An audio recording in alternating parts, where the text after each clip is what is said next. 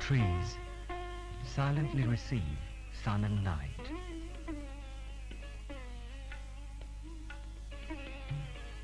Rivers and waves hold with ease wind and rain. Farmers sow their paddy fields, fire-burnt month consumed by drought, drowned in flood, the crop of labor and love. Rice-providing mother dries with care new seeds of corn, which the farmer scatters. Yellow corn year, farmer's sweat drops shining like beads of diamond on his brow. And in fields of Bengal, ringing the tinkling anklets of 1,000 teenagers.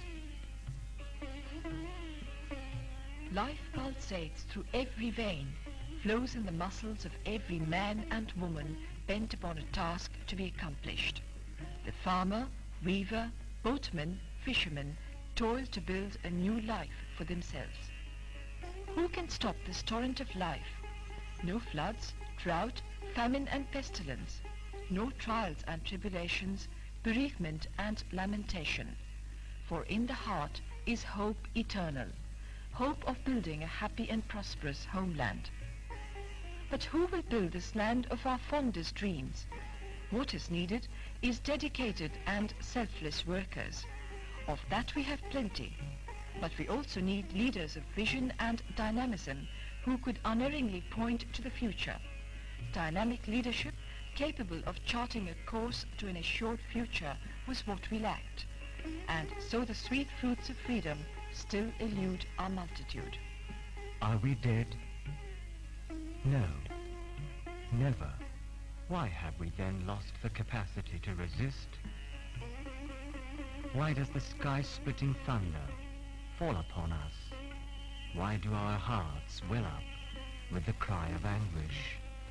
Let the chorus of the nation's voice ignite like gunpowder, like the Bhairav Ragini played in a duet of the Sarod and the Shehnai. We are not dead. We are the children of fire. There is still a long way to go, O sons of Bengal. Burn, burn for 1,000,000 years. To the hungry bring food, to the dumb a new utterance, to the emptied lives a new touch of hope. To the setting sun give the signal of a new efflorescence.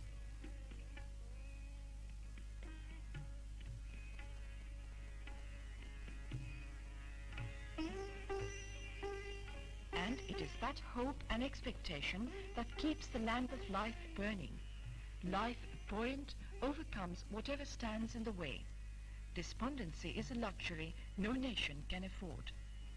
And yet, it was precisely such a moment of deep despair and despondency that we came face to face with. It was at such a critical time that on the 24th of March 1982, the patriotic armed forces had to intervene to pull the nation back from the brink of an abyss. They were left with no choice but to take over the reins of government if the country was to be saved from ruination. The history of the last 5 years is the history of Herculean efforts to stem the rot eating into the vitals of an already crippled society. It has been a period marked by stability, reforms and progress in every field. It has been a time of significant change in politics, administration, in the economy and in the field of diplomacy. Changes have been fundamental, embracing our economic and social life, bringing a ray of hope where there was none. After assuming the heavy burden of office, President Hussein Mohammad Ershad turned his attention first and foremost to the administrative system inherited from the colonial masters. The outmoded system could no longer meet present-day needs, and so it had to be changed radically. He introduced the Upazila or sub-district level of administration, which brought it down to the grassroots level of the villages. The administrative reforms gave a new direction and generated a new enthusiasm for accelerated development of the countryside.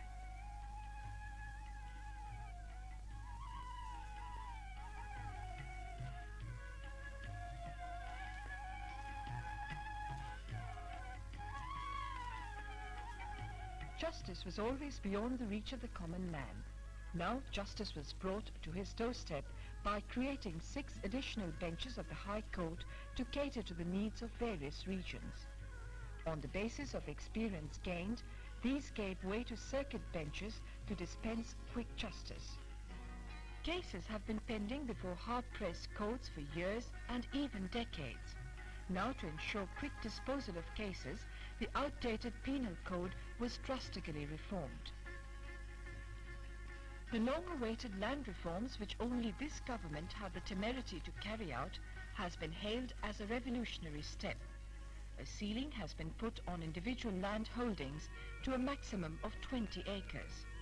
Sharecroppers who could be evicted at will have been granted an assured tenure of 5 years to cultivate their own holdings.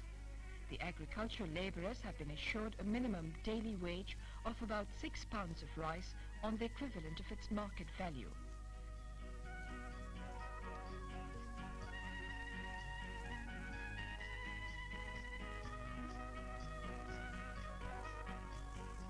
For the landless peasant, a minimum holding of 2 acres have been guaranteed by the present government.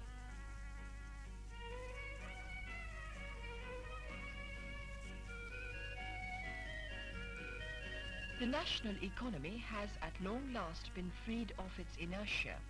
Total production has increased. Production increase had fallen to 0.1% in 1981-82.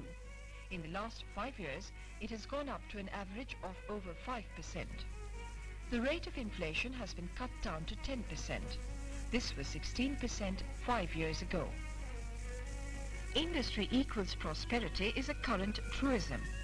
Keeping this self-evident truth in mind, President Ershad, right from the outset, gave his attention to end stagnation in the industrial sector and to set free the forces of production. And it is a fact that over the last few years, stagnation has been ended and productivity achieved in industry. The annual rate of industrial growth in the years 1983-84 and 1984-85 was 6%. In 1985-86, it has gone up to 10%. Private enterprise has been made the main instrument of industrialization. A large number of public sector enterprises, which were running at a loss but enjoying government subsidy, have been disinvested. Moreover, to encourage investment in industry, a liberal industrial policy has been advanced to attract local and foreign investment.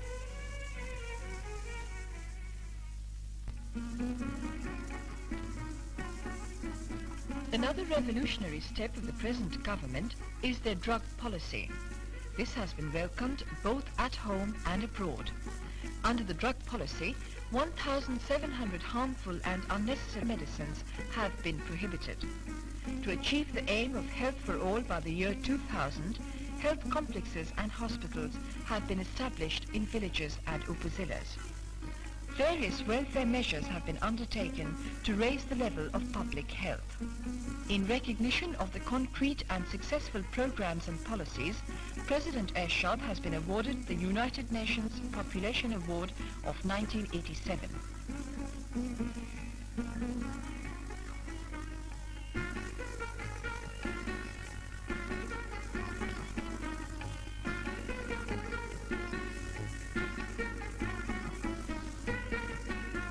Education is admittedly the backbone of any nation.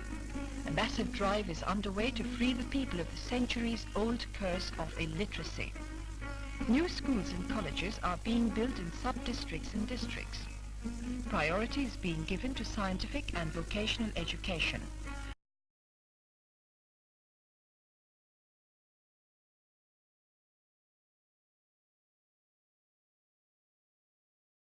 Already science laboratories have been built for 1,700 private primary schools and madrasas or religious schools. A great deal of funds are being spent on spreading increased primary education.